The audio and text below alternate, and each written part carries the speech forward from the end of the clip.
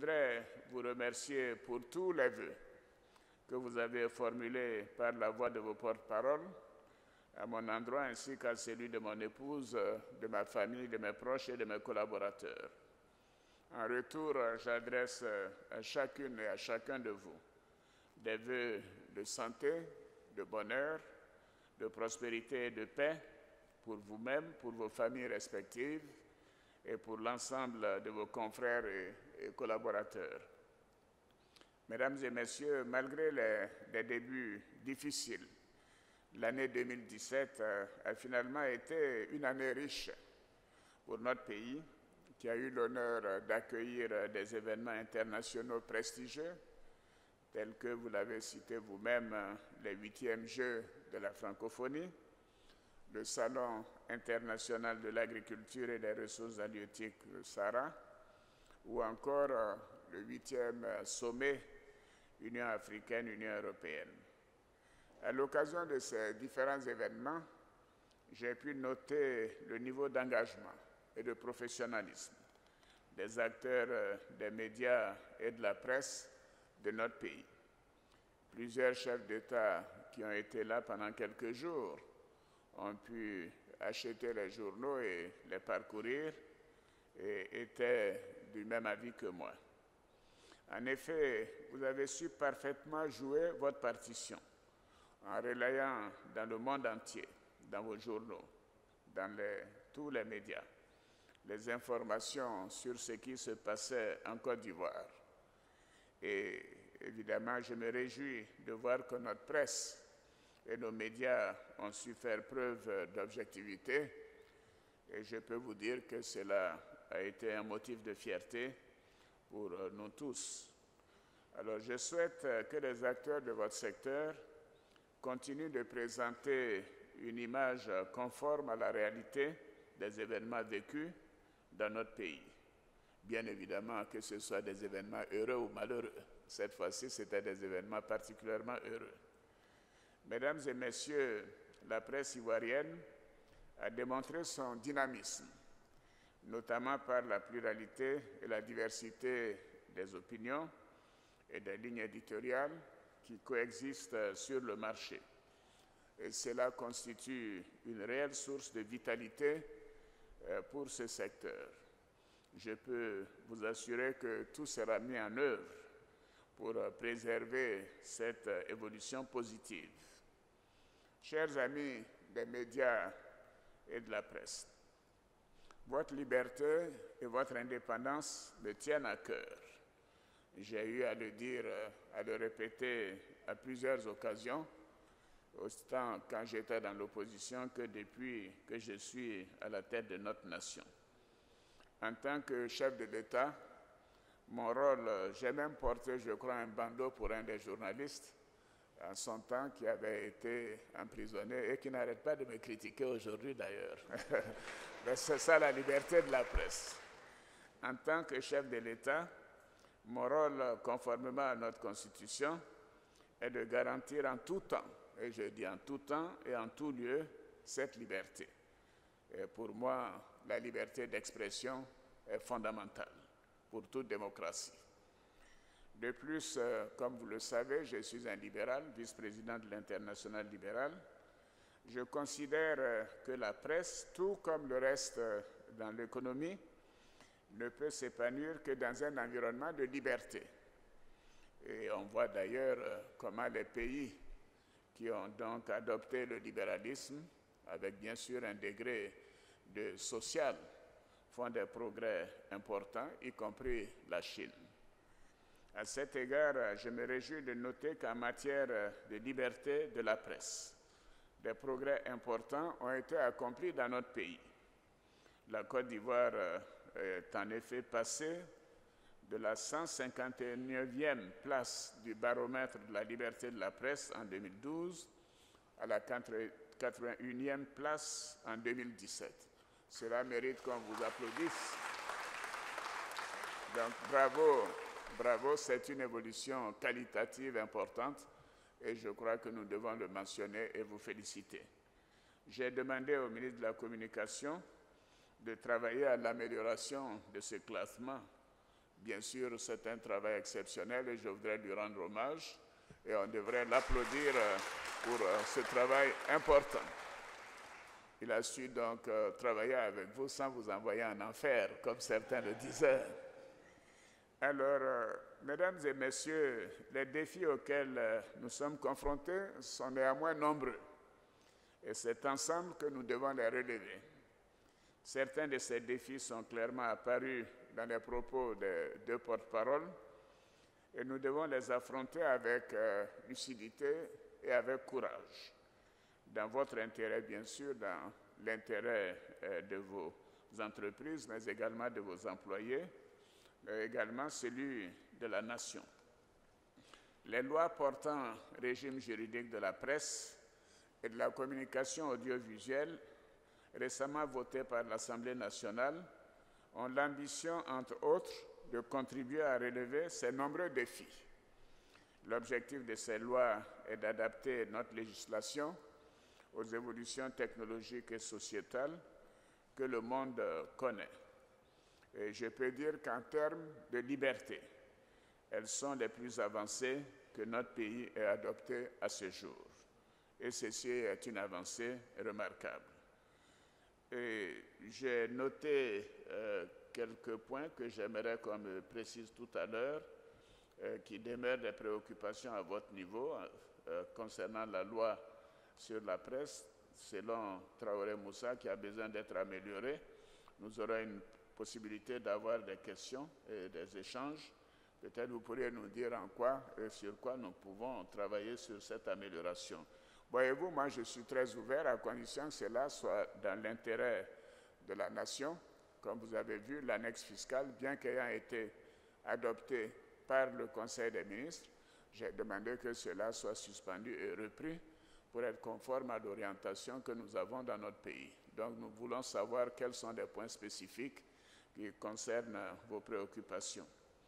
Mais avant d'envoyer, au moment où la presse, ce document était à l'Assemblée nationale, j'avais demandé que les projets soumis à l'Assemblée nationale proscrivent clairement et définitivement la garde à vue et la détention provisoire pour les infractions commises par voie de presse. Ça, vous devez applaudir quand même.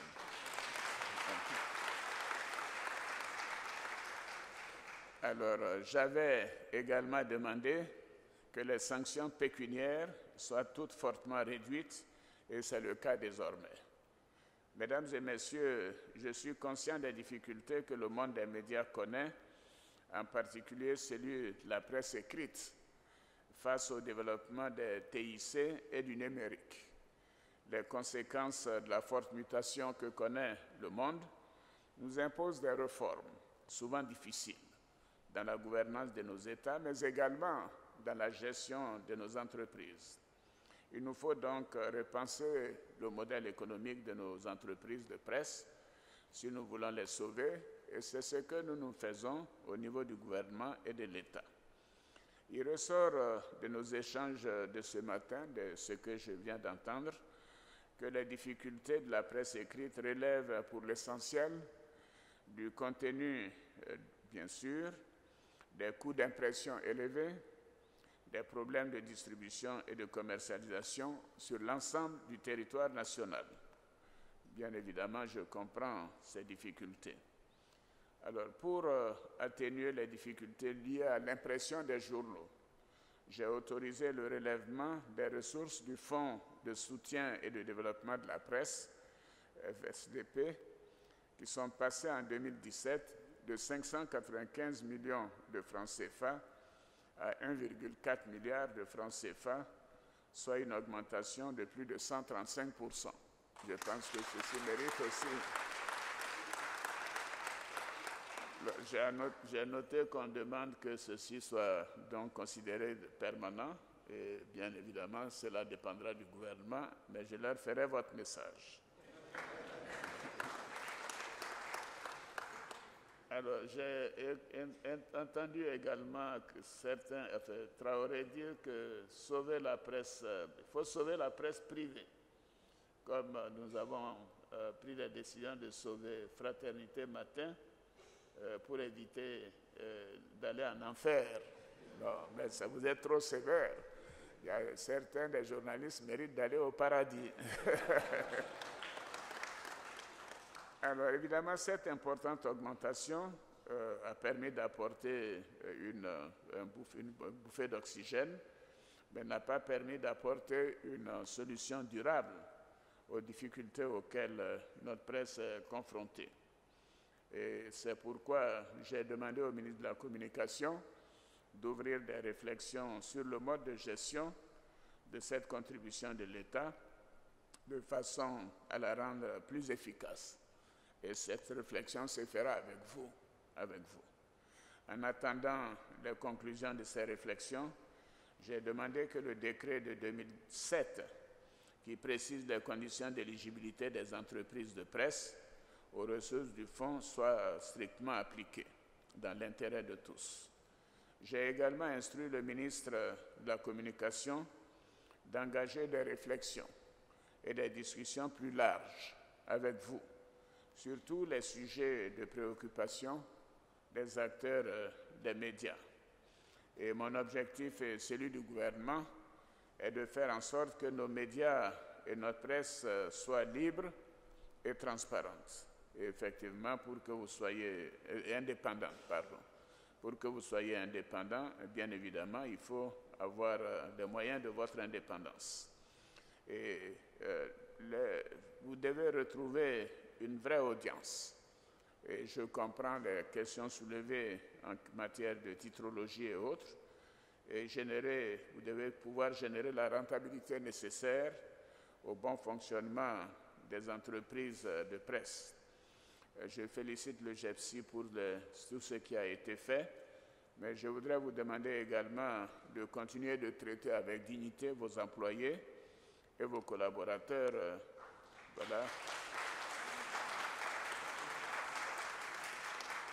Et surtout de leur payer au minimum le SMIC, parce que autrement, le non-paiement du SMIC est contraire à la loi. Donc je compte sur vous pour faire preuve de patriotisme tout en faisant preuve de générosité. Et en contrepartie des efforts consentis par le gouvernement en faveur de la presse, j'attends également de vous, journalistes, que vous continuez de faire preuve de professionnalisme et de responsabilité dans l'exercice de votre métier. J'ai eu à le dire depuis bientôt 25 ans, le temps passe vite, et en tout cas j'ai la grande fierté de rappeler que c'est quand j'étais Premier ministre que nous avons eu la libéralisation donc, des radios, et cette année, sous notre présidence, il y aura également la libéralisation de l'audiovisuel.